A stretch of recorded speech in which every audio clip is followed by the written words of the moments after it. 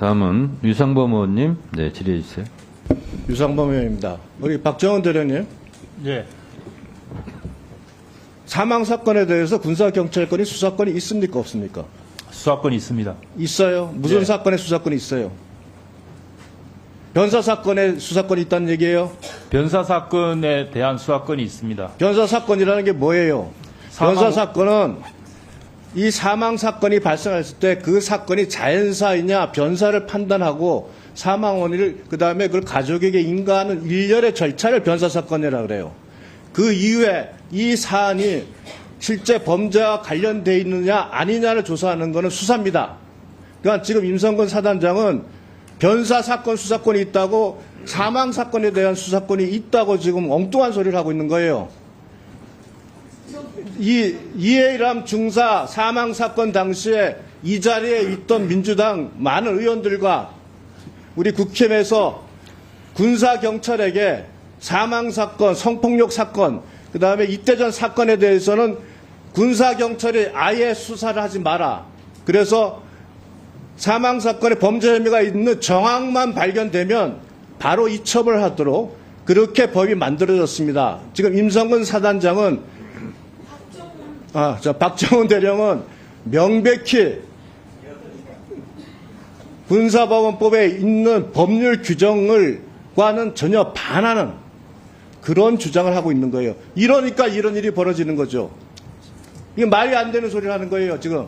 답변 드려도 되겠습니까? 지금 수사권이 있다고 주장하는 그 내용 자체가 군사법원법 2조를 제대로 검토를 하지 않고 변사 사건에 대한 조사권을 가지고 수사권이 있다고 주장하는 겁니다. 그래서 물어볼게요. 그러면 그 당시에 피의자들이 관련자들의 진술 조서를 작성하면서 상대방들에게 진술 거부권 고지 다 했습니까?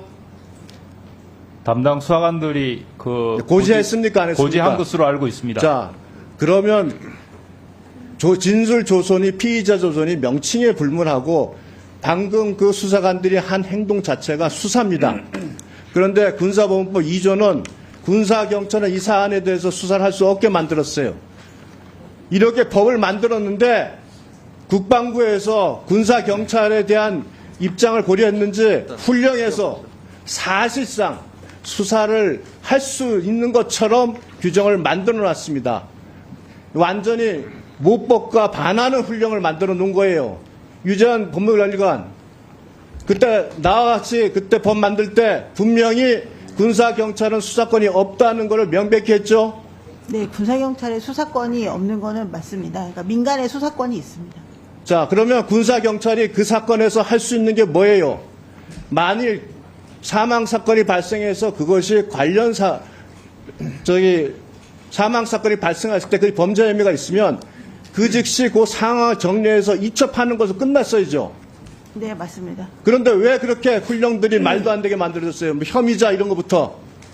일단 저희는 그러니까 그 군인의 사망의 원인이 된 범죄에 한정된 것을 만든 게 아니라 군에서는 여전히 다른 입대전 범죄도 있고 성폭력 사건도 있습니다. 그래서 결국은 구체적 사실관계에 따라서 범죄가 인지되는 경우도 있기 때문에 그 인지된 경우에는 그렇게 넘겨라라는 훈령을 만든 것입니다.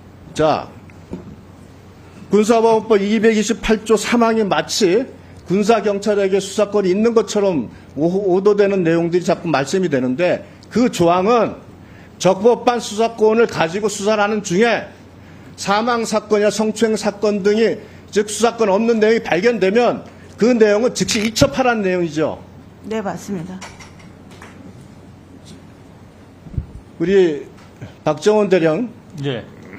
분명히 박정원 대령은 이첩 보류 지시와 관련돼서 여러 가지 얘기를 하면서 이첩 보류 지시를 하면서 사건 축소 우려가 있어서 거부했다. 이렇게 얘기했어요. 맞죠? 이첩 보류 지시 거부했다고 아까 답변했어요. 예, 이첩 보류 지시 거부했다고 답변했어요. 가만히 있어보세요. 이미 그렇게 답변을 하고요. 그 다음에 조배석 의원님 질문에는 김기한 사령관으로부터 이첩 보류 지시를 받은 바 없다고 답변했어요. 예, 맞죠? 보류 지시 받은 바 없습니다. 김기한, 자, 여기 부사령관 나와 계세요.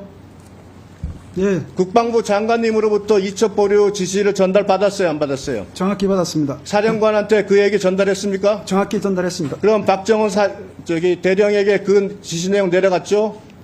당연히 전달했습니다. 네. 자, 이종섭 장관님. 예, 몇 번에 걸쳐서 지시했어요?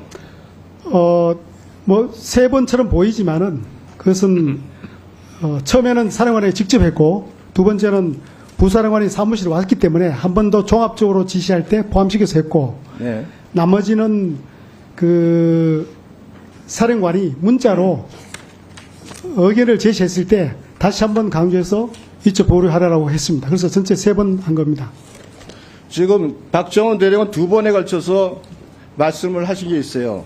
이첩 보류 지시 거부한 이유에 대해서 답변할 때 사건 축소 우려가 있어서 거부했다는 답변을 하셨고, 그다음에 김기한 사령관 이첩 보류 지시를 받은 바 없다는 답변을, 모순된 답변을 했습니다. 아닙니다. 모순된 게 아니고 김기한 사령관으로부터 이첩 보류 지시 받은 적 없고 이첩 보류 지시에 대해서 사령관과 논의하면서 이첩 보류 지시의 본질이 사건 축소 왜곡이다. 그러므로 그렇게 하면 안 된다고 제가 자, 그럼 그 건의드렸습니다. 당시에 김기한 사령관이 이첩 보류에 대해서 말씀하셨어요? 이첩 이첩 보류하라는 보류하라는 얘기를 한 거잖아, 그럼.